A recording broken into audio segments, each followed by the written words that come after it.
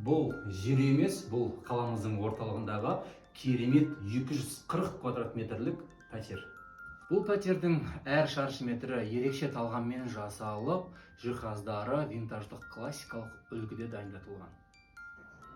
Бұл пәтеріміз Самал тұрғын үй кешенінде 4-ші қабатында орналасқан керемет пәтер.